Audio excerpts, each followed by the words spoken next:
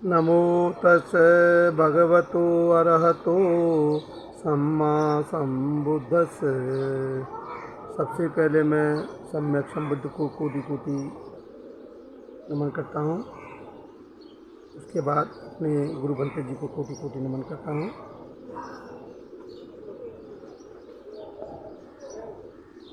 तत्पश्चात मैं धम्म देशना को सुन रहे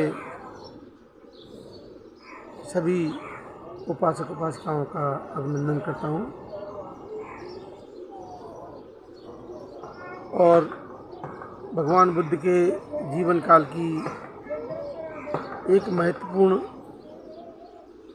घटना के साथ आज धम्म देशना को हम प्रारंभ करेंगे। धम्म देशना भगवान बुद्ध के जीवन काल की घटना से संबंधित है। जब सम्यक संबोधि प्राप्त करने के बाद उनका पहला धम्मचक्र प्रवर्तन का काम जो उन्होंने किया वो सारनाथ में किया, जो उत्तर प्रदेश में है।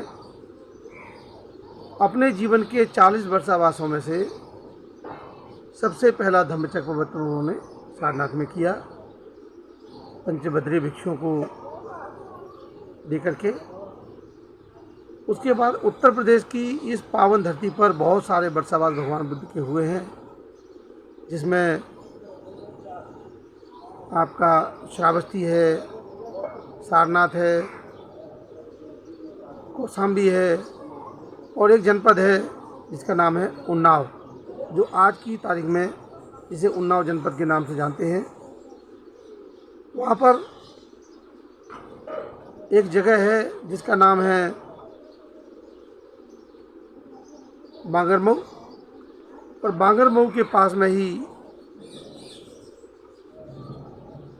एक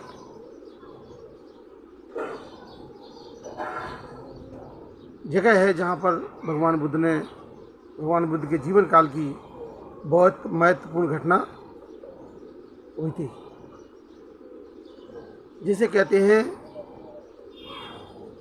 यक्ष आलवक की घटना। यक्ष आलवक की घटना से जुड़ी हुई वो जगह है और उस जगह का नाम है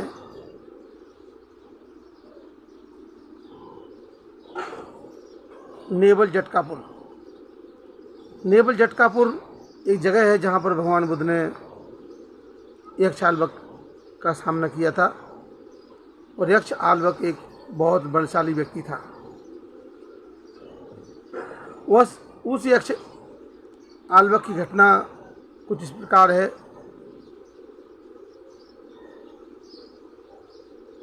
कि उस वर्षावास काल में भगवान बुद्ध एक बार वहाँ से गुजरे, यक्षालवक की कुटिया से गुजरे, जो बहुत बलशाली व्यक्ति था, बहुत ताकतवर व्यक्ति था। उनकी कुटिया को खाली देख करके भगवान बुद्ध को विश्राम करने का मन हुआ, थोड़ा सा यहाँ पर बैठ करके साधना की जाए। ऐसा करके वो कुटिया में बैठ करके साधना करने लगे।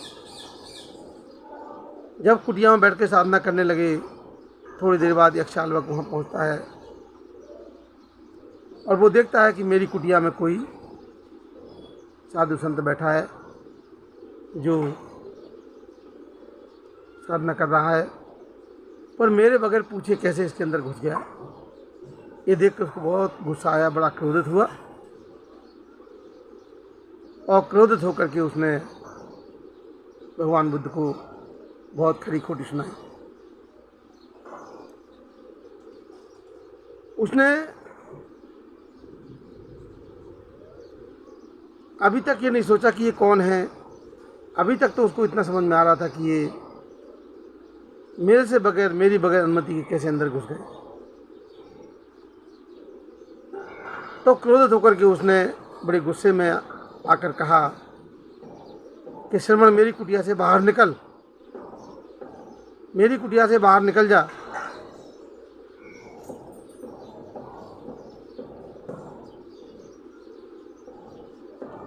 और भगवान बुद्ध ने बड़ी करुणा से, बड़ी मैत्री से उससे कहा आबुस बहुत अच्छा, आबुस बहुत अच्छा कह करके भगवान कुटिया से बाहर आ गए। थोड़ी देर बाद यक्षालवक फिर बोलता है, श्रमण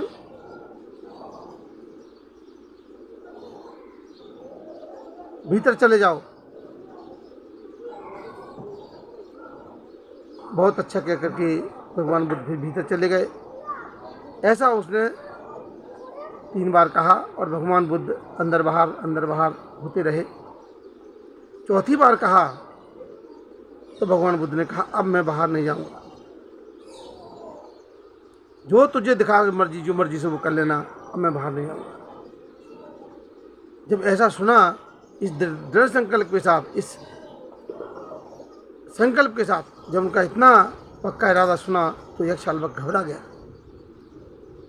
और फिर उसको गुस्सा आया और उसने कहा कि मैं तुमसे एक सवाल पूछता हूँ, मैं कुछ सवाल पूछूंगा, कुछ प्रश्न पूछूंगा, उन प्रश्नों का ठीक ठीक ढंग से उत्तर नहीं दिया तो मैं तुम्हारे मन को जो है बदहवास कर दूंगा, तुम्हारी छाती को चीर दूंगा और तुम्हारे दोनों पैर पकड़ करके गंगा के उस पार फेंक दूंगा।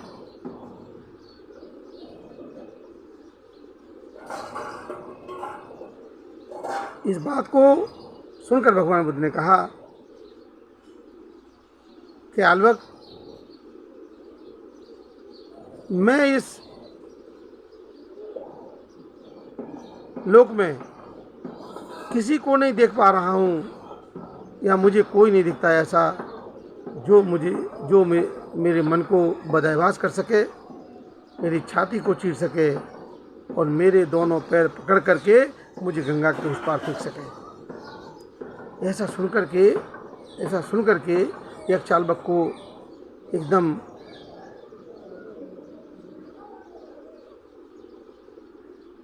अटपटा लगा। फिर भी भगवान ने कहा कि चलो कोई बात नहीं, लेकिन तुम्हारे मन में जिज्ञासा है, तुम कुछ पूछना चाहते, चलो पूछो। और धर्म संबंधी उसने बहुत सारे सवाल पूछे। भगवान बुद्ध ने हर सवाल का विधिवत तरीके से जवाब दिया। यक्षालवक समझ गया कि यह कोई साधारण पुरुष नहीं है और वो भगवान बुद्ध से उसने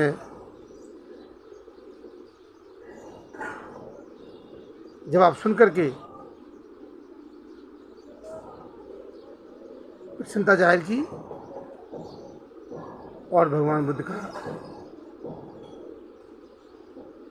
श्रद्धालु भक्त बन गया, उनका अनन्य अनुयायी बन गया और दूसरे स्वभाव से मुक्त हो गया, शांत हो गया और संयमित हो गया।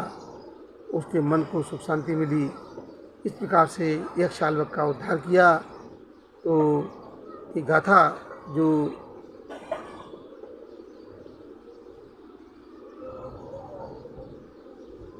जय मंगल गाथा की जो दूसरे नंबर की गाथा है, माँ रात रेक मब इज्जत सब रतिंग घोरम पेनालवक मख मथद यखंग खंती सुदंत विदना जित बामुनंदो तंग तेज शावत के जय मंगलानी।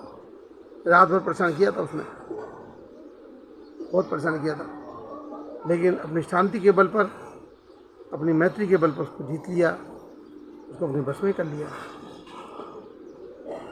तो जो भगवान बुद्ध के संपर्क में आए हैं वो सब भगवान बुद्ध के अनुयायी हो गए हैं, उनका उद्धार हुआ, उनका कल्याण हुआ।